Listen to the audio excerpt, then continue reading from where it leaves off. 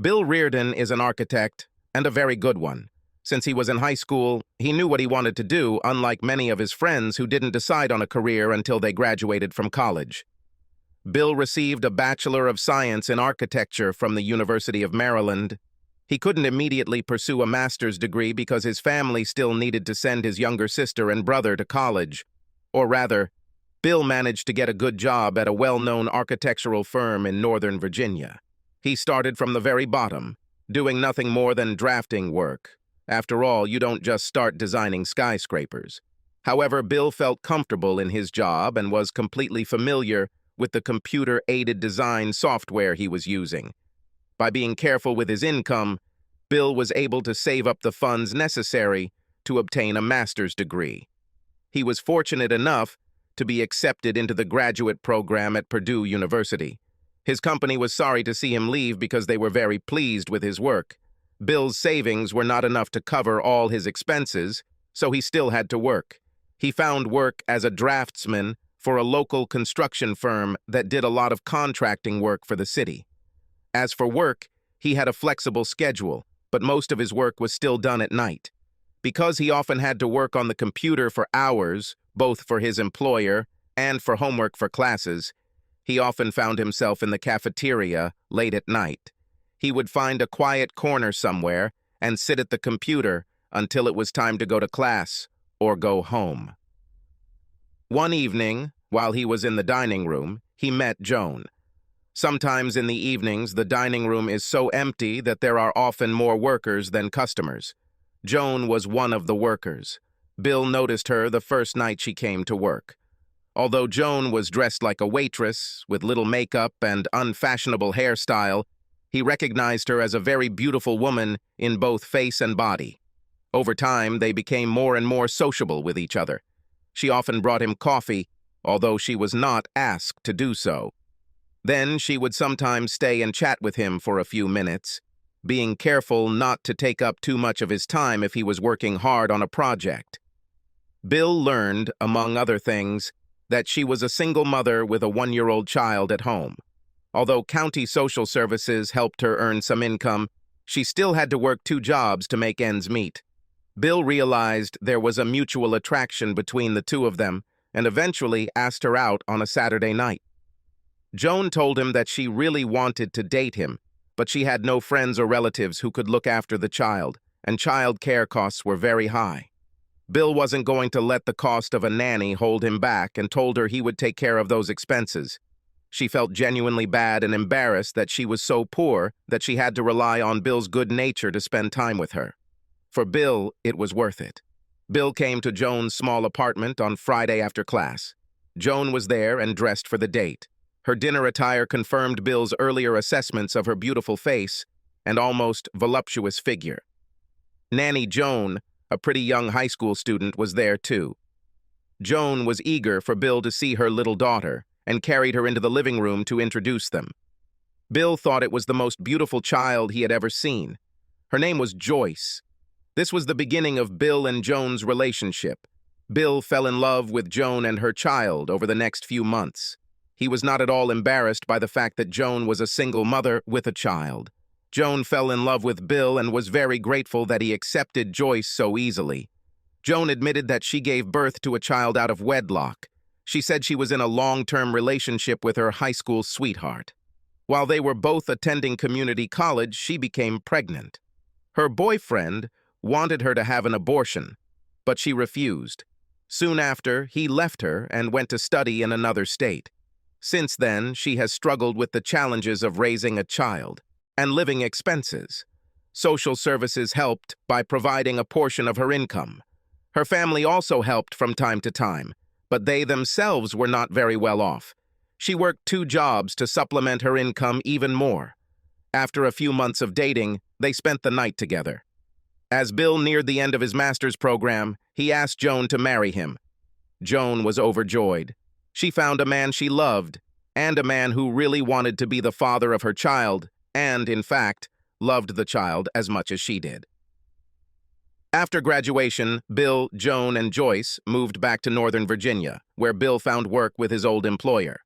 This time, due to his advanced education and experience, He was hired to a much higher position than before and with a significantly increased salary. Bill and Joan rented a 3-bedroom townhouse with a 2-car garage. This was more than enough for their small family. A year or so after they moved into their new home, Joan became pregnant. They had a boy who was named Richard, but who received the nickname Richie. Bill continued to work successfully as an architect, but he was unhappy designing large buildings, shopping centers, and apartment complexes. Part of his dissatisfaction stemmed from the fact that he was still only doing a small portion of the project work.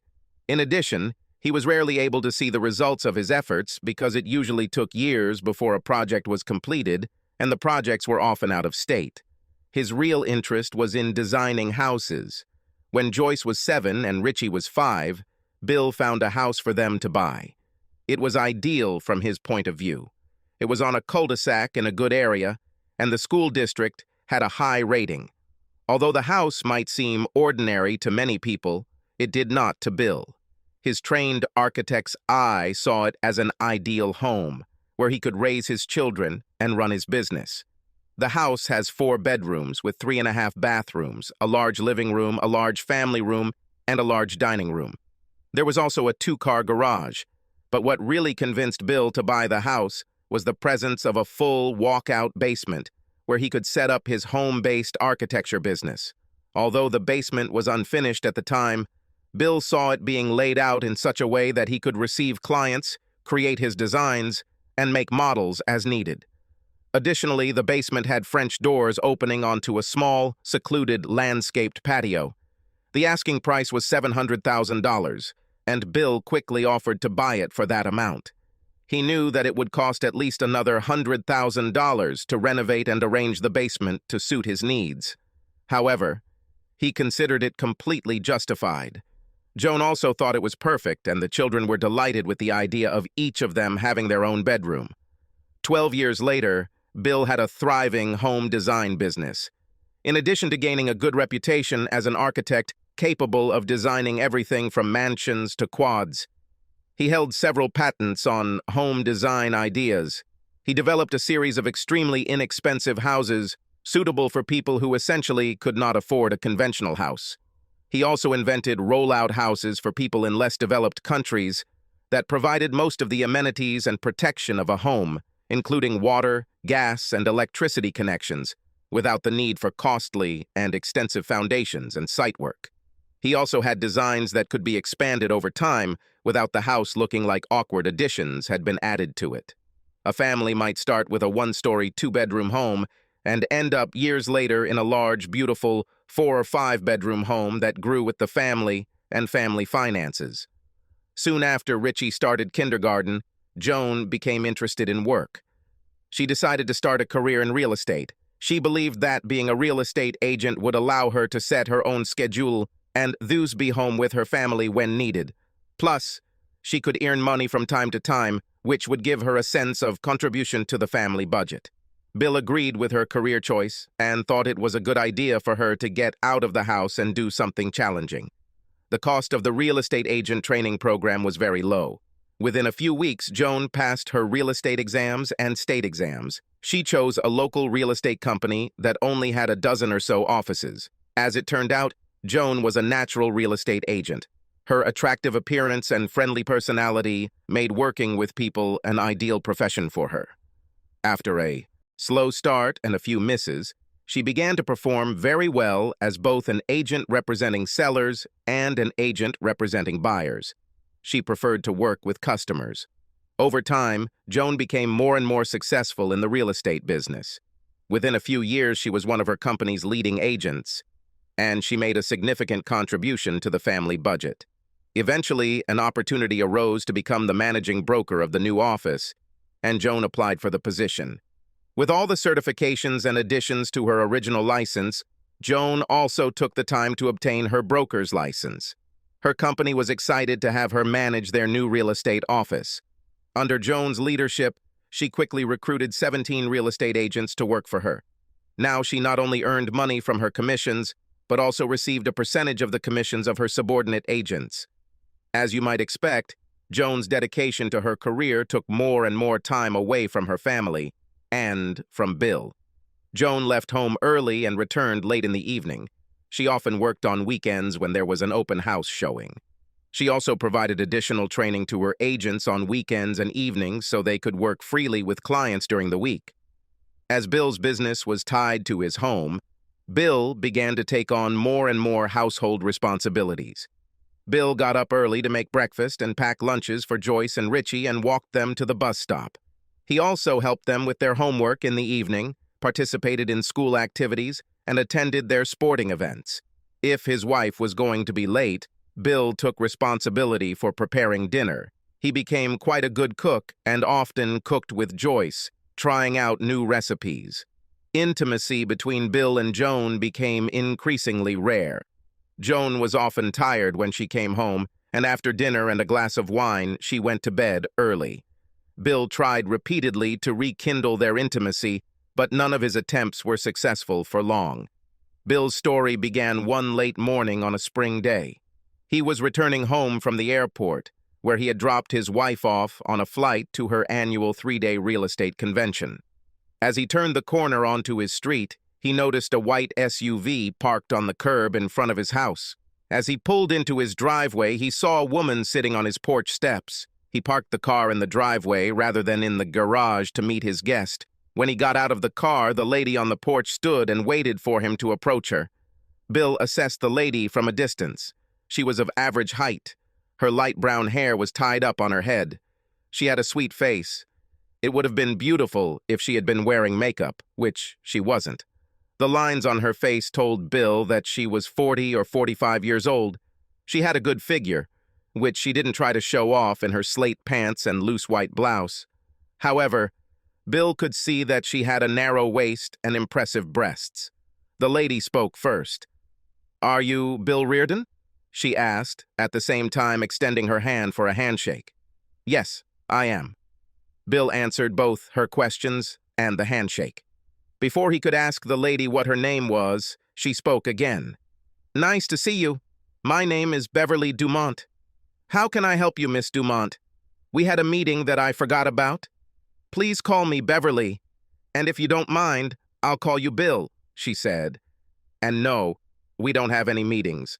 However, it is important for me to talk to you," Bill replied. "Beverly and Bill, so be it." Bill noticed that Beverly wasn't smiling and didn't seem particularly happy. "Please come into the house." As Bill opened the front door for her, he noticed Beverly picking up her backpack, which seemed quite heavy. Entering the house, Bill led Beverly into the spacious family room. Beverly chose a seat on the sofa in front of the large coffee table. Bill was about to settle into his favorite rocking chair, but remembered his good manners and asked his guest if she would like something to drink. "A glass of wine would be nice," she replied. "Dark red wine, if you have it," she added. "Strong red wine is my favorite," Bill replied. Bill went into the kitchen and poured 2 glasses of his favorite Cabernet Sauvignon Carnivore. He returned with 2 glasses of wine and a bottle, which he placed on the coffee table. Beverly immediately took several large sips of wine. Bill noticed that she was worried about something. "How can I help you, Beverly?" Bill asked, giving his voice a more serious tone. Beverly took another sip of wine and then said, "What I came to talk about is very personal and very difficult to discuss. Your feelings will be greatly hurt, so I'll just have to get it straight. I am the owner of Dumont, a furniture rental and home decorating company. Our main source of income is decorating homes for sale. We work directly with real estate agencies and agents. I don't do this myself. I manage the day-to-day operations of the company. My husband, Leonard, is our company's marketing representative. In this capacity, he personally interacts with brokers and agents. Your office knows him well, as does your wife." The tone of Beverly's last sentence made Bill feel a slight lump in his stomach. "Go ahead, Beverly," he said emotionlessly. "I'm sorry to tell you this, Bill, but my husband and your wife are having an affair. As far as I can tell, it's been going on for over 7 months. They meet at least once a week, usually in a house that's for sale and furnished enough for the availability of a bed. The house is always advertised as available by appointment only, And of course, your wife does not allow any meetings while they are using it. Now it was Bill's turn to take a long sip of wine. I'm really having a hard time believing this, Beverly. Do you have any evidence, photos, videos? Yes and no, Beverly said. At first, I only had vague suspicions that something was wrong.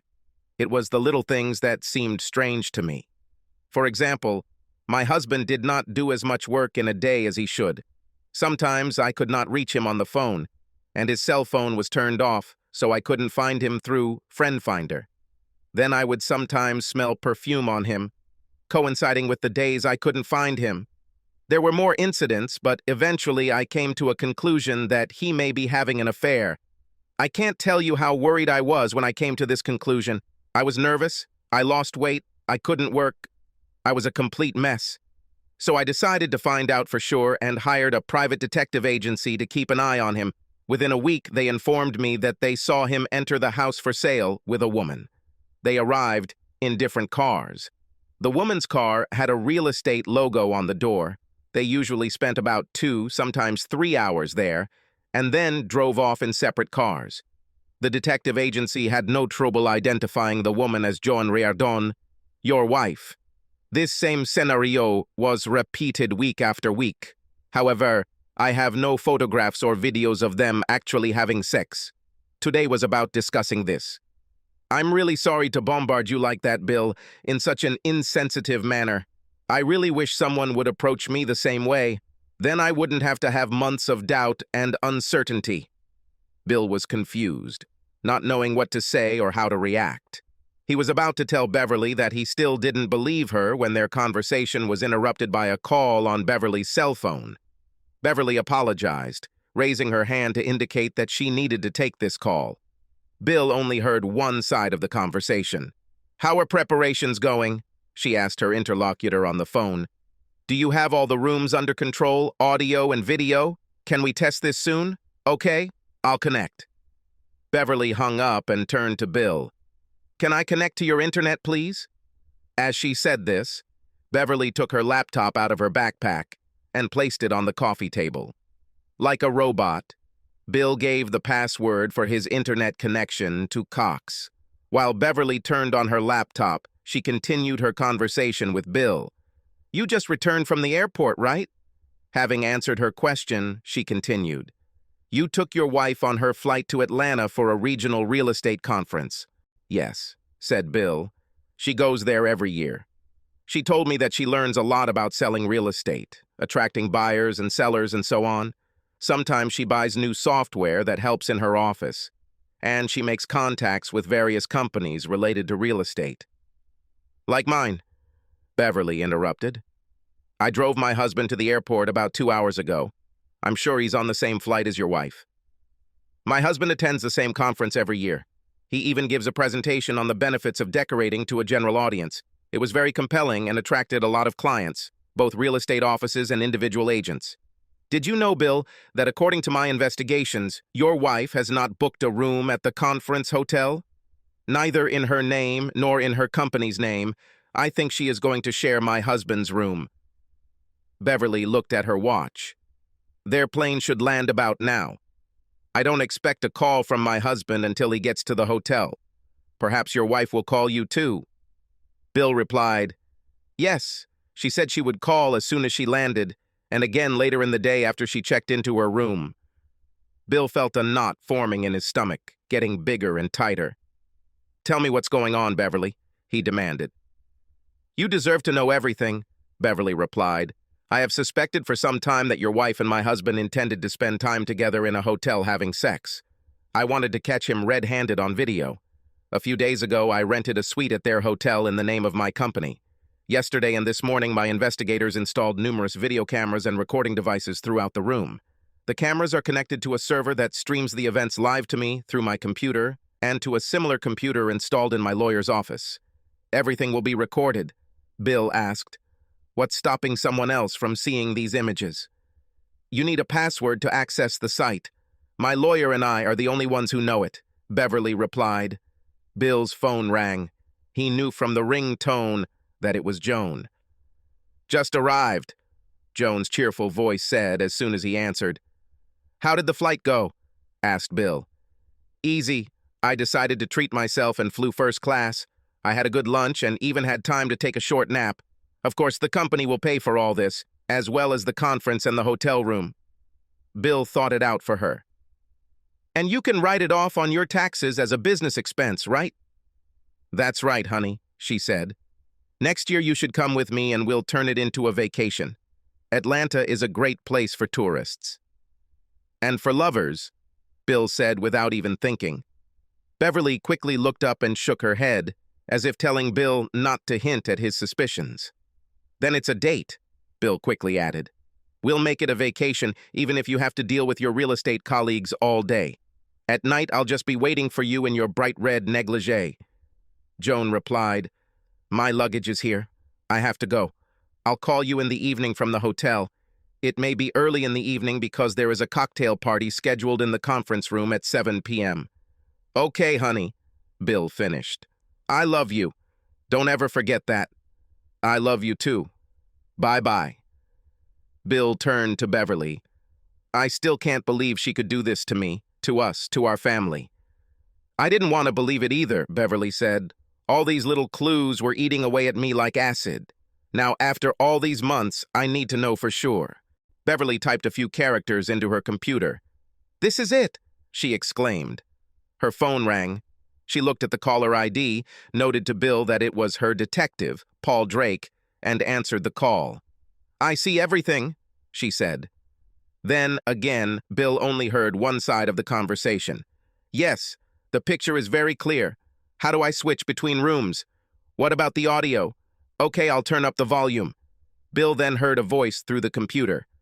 How can you hear me? Beverly replied. Clean and clear. The voice continued. I'm about to walk from room to room in the suite, and I want you to follow me as you switch between cameras. I'll talk as I move. Testing, 1, 2, 3, testing, 1, 2, 3. Everything works, Beverly concluded.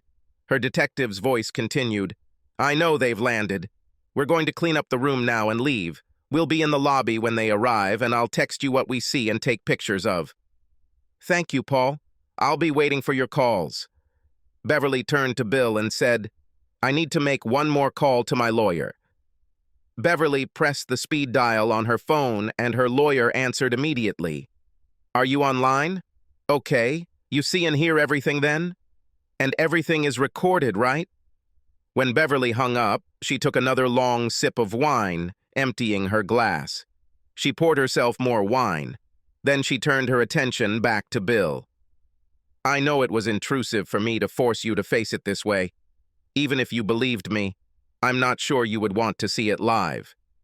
Bill became increasingly sullen as the conversation continued. He told Beverly that he might need something stronger to get through this and headed into the kitchen, then turned and asked Beverly if she wanted something stronger. Beverly was pleased with the bottle of wine. Bill returned from the kitchen with a bottle of bourbon and a glass. While they waited, Beverly tried to talk about a lighter topic. My detectives told me that you have a daughter and a son. Is that true? Yes, I have. My daughter is Joyce. In fact, I adopted her when she was a year old when I met Joan. She is now in her second year at university. Although it is not far from home, we decided to rent for her a small apartment she shares with friends. She enjoys sports, art, and many other things, but tries to come home on weekends when she can. What about your boy? Beverly asked, eager to keep the conversation going. His name is Richard, but everyone calls him Richie. He was born 2 years after Joan and I got married. He's in high school now. He's into sports too. In fact, he's at a football game this weekend. He will be home on Saturday afternoon. Bill thought for a moment, and then added, It's probably better that they're both out of the house right now. The conversation became awkward until Bill asked Beverly, What's your story? Who is this man who slept with my wife? Beverly sighed and then began her story. The Dumont Furniture Rental and Home Decorating Company was founded by my parents over 30 years ago. I worked for them until they retired and then took over the management. When they died, the business was taken over by me. The company was moderately successful, and as it grew, I realized I needed help, especially with marketing. I met Lenny, about 7 years ago. Although he was 5 years younger than me, we hit it off straight away. Lenny is very charismatic and very articulate. He is a born salesman. After our wedding, he took over marketing. This included advertising, sales, customer service. He created our company website. The nature of his work meant that Lenny was often away from home. He regularly went to every real estate office within a 100-mile radius that needed decorating, as well as office furnishing companies that needed office furniture. Lenny attracted many clients. He justified his salary. Now, I suspect that he cheated on me even before he met your wife, but for some reason, he became particularly infatuated with her. I think this is the longest affair he has ever had. Beverly continued. Although Joan may be 10 years older than my husband, she is still a very beautiful woman. And like my husband, she is also a natural salesman. I think together they have convinced each other of what attractive people they are. Bill and Beverly sat in silence for a while. Finally, the uncomfortable silence was broken by a text message on Beverly's phone. They entered the hotel, was all the text said, but it was accompanied by a photo of husband Beverly and wife Bill holding hands at the front desk. They are heading upstairs, was the next text. Bill, who had not looked at Beverly's computer screen until now, stood up from his chair, grabbed a bottle of bourbon and a glass, and sat down next to Beverly on the couch. She hugged herself in anticipation of what she was afraid to see.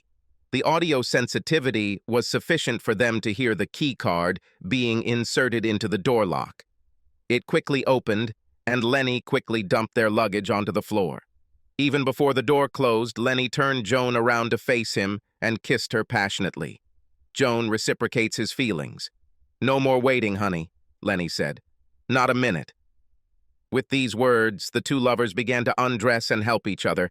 When they were left in only their underwear, Lenny picked Joan up, carried her into the bedroom, and threw her in the middle of the bed.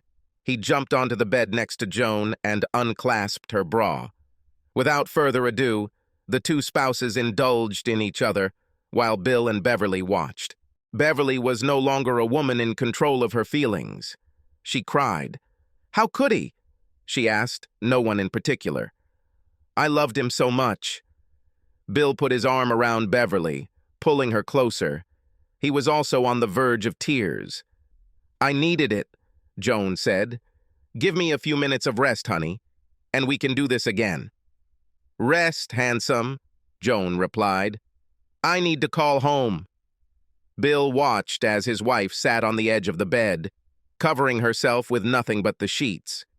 She took the phone and dialed the number. A few seconds later, Bill's phone rang. He didn't know if he could, answer. He replied while looking at Beverly's computer screen. "Hey, honey, everything's settled? Going to take a nap before heading downstairs for a social event? Just wanted you to know I love you." Bill watched the screen as Lenny sat down on the bed behind Joan and began kissing her neck and shoulders. Bill couldn't stand it any longer and simply said, "Goodbye, see you Sunday afternoon." Then he hung up. On the screen, Bill saw Joan react as if this was an unexpected end to their conversation, but she simply shrugged. "Ready?" asked Lenny. Bill couldn't watch anymore. He didn't think Beverly would either. They were both still crying. Bill tried to divert their attention from what was happening in the hotel room by suggesting that perhaps Beverly would like to see his architectural office in the basement. Beverly readily agreed. He led her downstairs to his offices. Bill took a bottle of bourbon with him, and Beverly took her wine. He showed her his computer-aided design, CAD system, his modeling table, and his client area. Beverly was impressed by the many drawings and paintings on the walls of the houses Bill designed.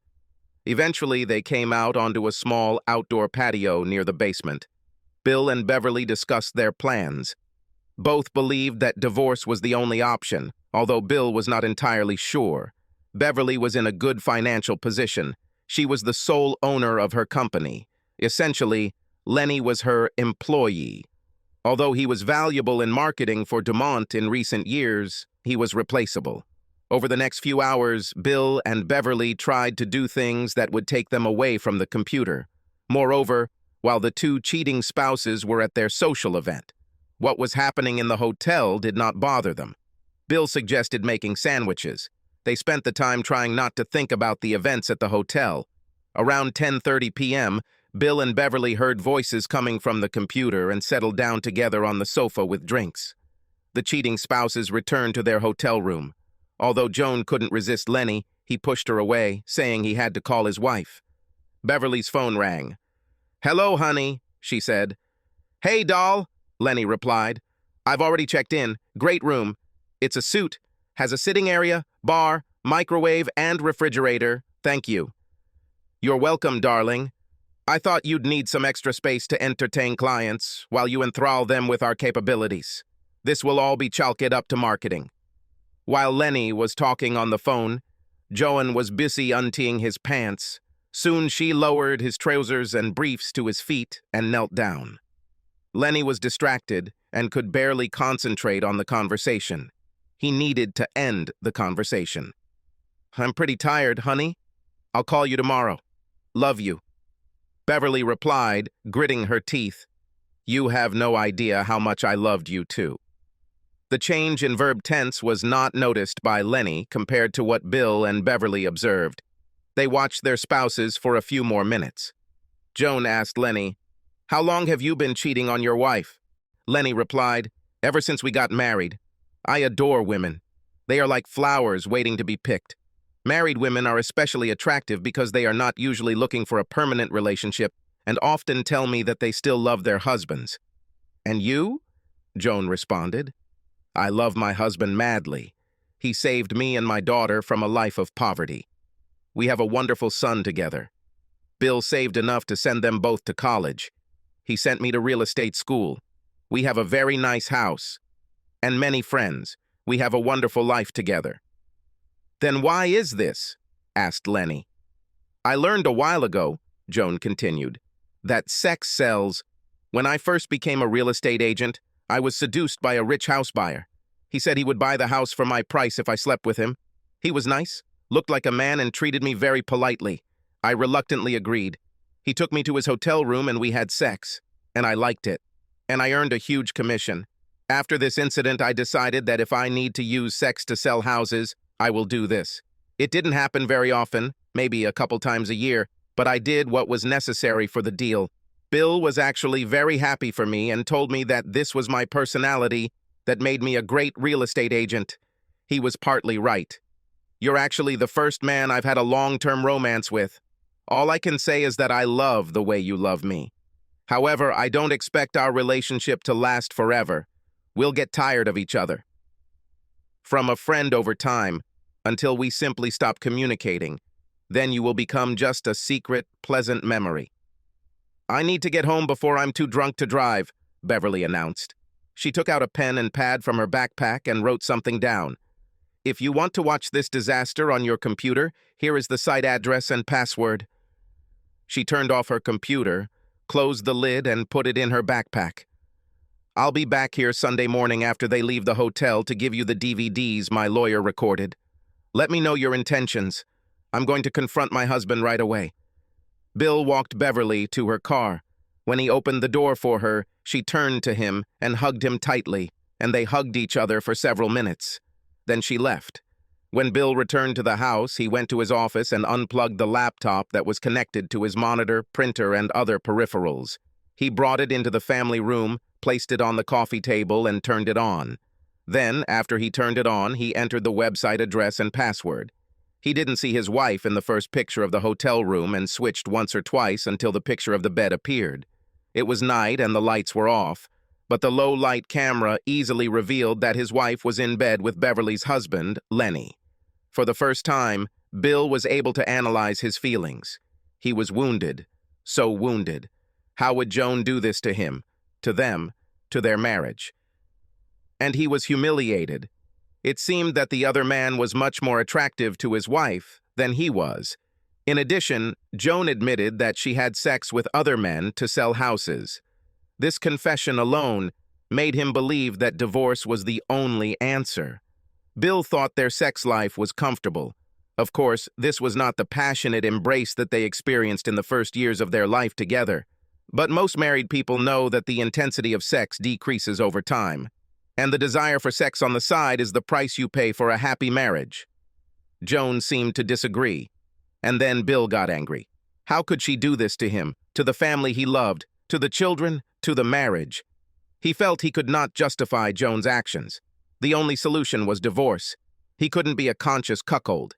His pride and self-esteem would not allow him to be married to a woman who had shown him such disrespect. Bill continued to drink, too much.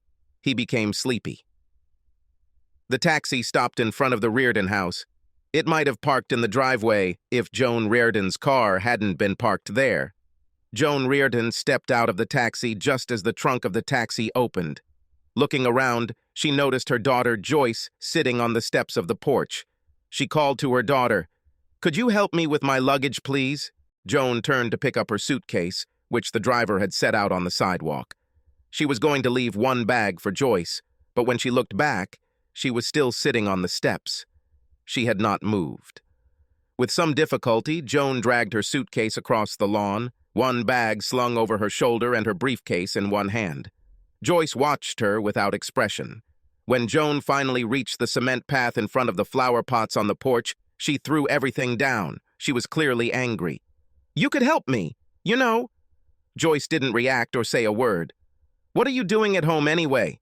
I thought you were at university?" Joyce replied, "I came home Saturday morning when I heard you were leaving for a conference. I wanted to spend some one-on-one time with Dad. And where the hell is your father? He knew what flight I would be on. I waited for him for over an hour. I called him 10 times, and all the calls went to voicemail.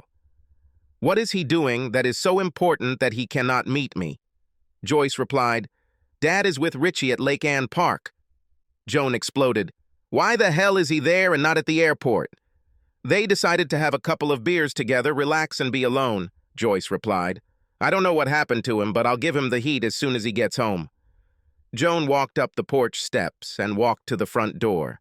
When she tried to open it, she found the door locked. "Damn it!" She cursed and began rummaging through her bag for her keys. Joyce watched her with quiet pleasure. When Joanne tried to unlock the door with her key, she discovered that the key did not fit the lock.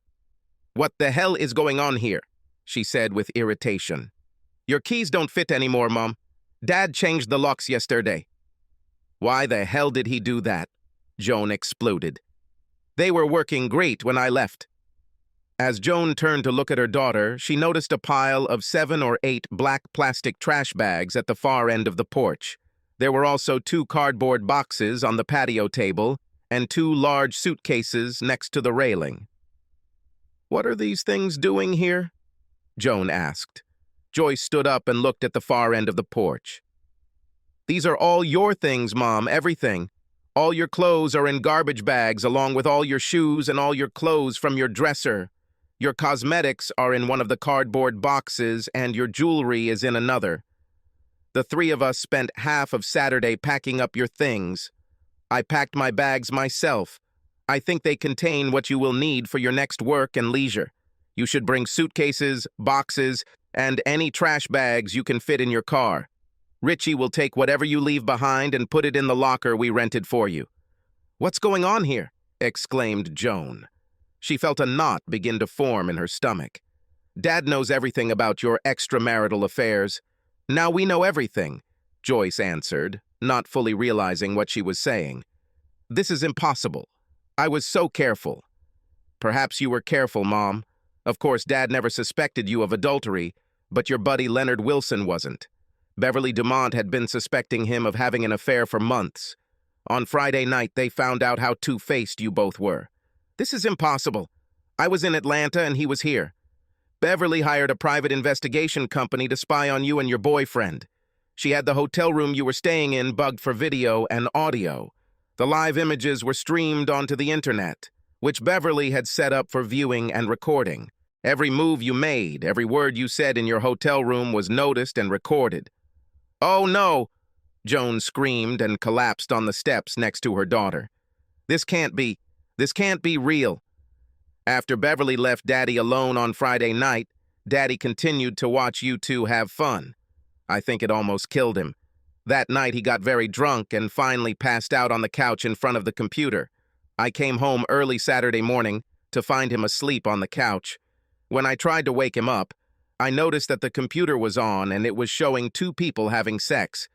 After watching for a few minutes, I realized it was you and Mr. Jerk. I let out an involuntary scream that woke up Dad. When he realized it was me and saw what I was watching, he slammed the computer lid and said, "You weren't supposed to see that." I started crying and asking Dad what was happening. He didn't want to tell me, but I made him tell me everything. We even turned the computer back on so I could see what was going on between you and Mr. Jerk. I made Dad take a shower and get cleaned up. I then made a Virgin Mary to help him with his hangover, followed by a light breakfast and coffee. Away from the computer, we tried to make a plan of what we were going to do. Saturday afternoon. Richie came back from his soccer match and we told him what was going on. We all cried a lot, and then I got angry. We all got angry. How dare you do something like that to our dad? Based on what you did and what you said, Richie and I have decided to kick you out. Dad agreed. We spent the rest of the day packing up all your things. You will not spend another day in this house with our dad. Joan stammered, "But where should I go? What should I do?" Dad was kind enough to get a room at the Hilton Extended Living near your office. He paid you 3 months' rent. By the way, this is the same thing Beverly does for her husband, except she only pays for his room for 1 month.